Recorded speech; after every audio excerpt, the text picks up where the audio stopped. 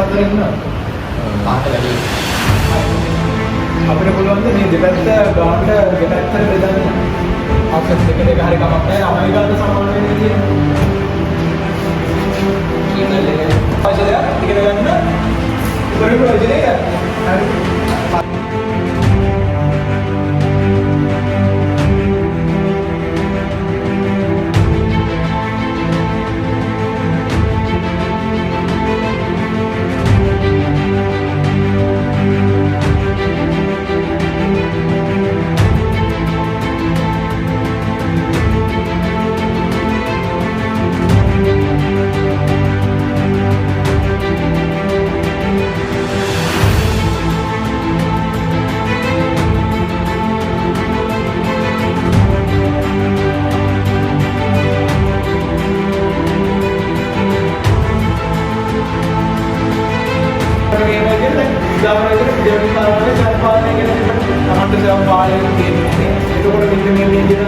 प्रसिद्ध गाने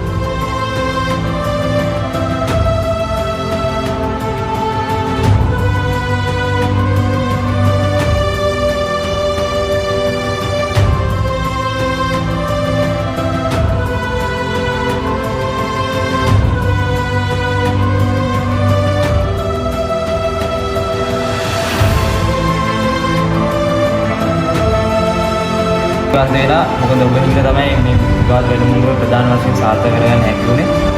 ඉතින් ඔබ සැමට අනාගතයේදී කියන්නේ අන්තර් ඉදිරියට පැවැත්වීම වල අන්තර් විවාද තරගාවලියේදී විවාද ශාස්ත්‍රයේ තුල විවිධ විවාද තරගාවලි සඳහා තමන්ගේ උපරිමය කිරීමට තමන්ට හැකි වේවා යන්න මම හදවතින් ප්‍රාර්ථනා කරනවා. තමන්ට ආත්ම විශ්වාසයක් ඇතුව කතා කරන්න, ගෞරවයෙන් අහන් ඉන්න, හේතුවක් ඇතුව හිතන්න තියෙන හොඳම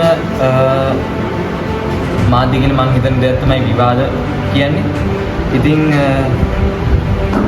හැමෝටම ස්තුතියි අද මේ වැඩමුළුවත් එක්ක එකතු වුණා.